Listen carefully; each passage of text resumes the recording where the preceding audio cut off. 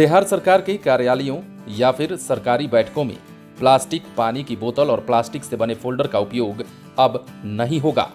विमोचन समारोह में किताब या रिपोर्ट को प्लास्टिक से बांधने की परंपरा भी अब खत्म होगी। 1 जुलाई 2022 से सूबे में सिंगल यूज प्लास्टिक पर रोक लगाए जाने के बाद इसको प्रभावी बनाने को लेकर मुख्य सचिव आमिर सुबहानी ने सभी अधिकारियों को निर्देश दे दिया है। उन्होंने कहा है कि सिंगल यूज प्लास्टिक पर रोक में सरकारी विभागों को मॉडल बनकर सामने आना चाहिए।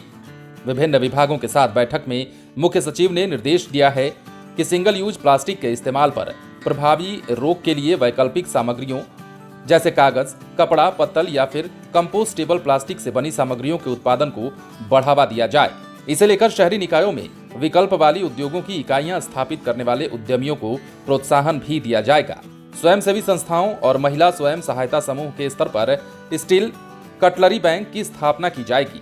इसे लेकर नगर विकास और आवास विभाग के स्तर पर पायलट प्रोजेक्ट प्रारंभ किया जाना है। उच्च स्तरीय समिति ने धार्मिक स्थल, आयोजनों और घाटों पर भी प्लास्टिक उत्पादों पर रोक को लेकर निर्देश दिया है। डीएमएसडीओ लाइसेंस की अनुमति देते समय प्रावधान रखेंगे कि कोई भी प्लास्टिक से बने सामान का इस्तेमाल नहीं करेगा।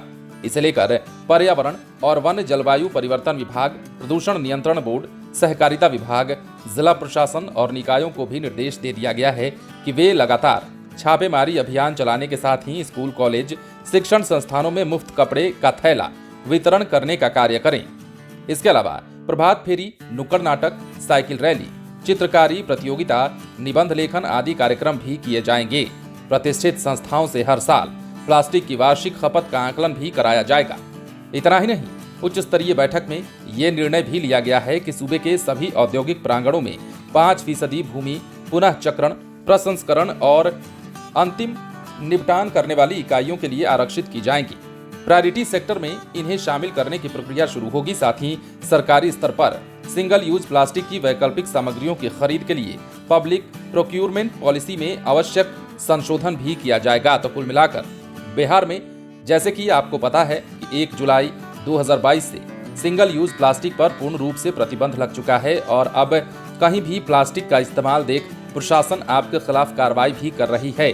ऐसे में बिहार सरकार के कार्यालयों या फिर सरकारी बैठकों में भी अब प्लास्टिक पर बैन लग चुका है, यानी कि प्लास्टिक की सामग्रियां अब आपको वहां पर भी नहीं दिखेंगी, या फिर जैसे कि पानी की बोतल या फिर प्लास्टिक से बने फोल्डर का भी उपयोग अब इन बैठकों या फिर कार्यालयों में नहीं किए जाएंगे। विमोचन समारोह में किताब या रिपोर्ट को प्लास्टिक से बांधने की परंपरा भी, जैसा कि हमने आपको पहले ही बताया, ये भी खत्म होने वाली है और इसे लेकर आमिर सुबहानी ने भी निर्देश जारी कर दिया है और सभी विभागों के अधिकारियों को ये काम सख्ती से करने को कहा है। इसके साथ ही लोगों को जागरूक करने के लिए भी प्रेरित करने को कहा गया है। बने रहे लाइव सिटीज के साथ। यदि आपने इस चैनल को सब्सक्राइब नहीं किया है तो सब्सक्राइब कर लीजिए ताकि हम आपको खबरों से अपडेट रख सकें।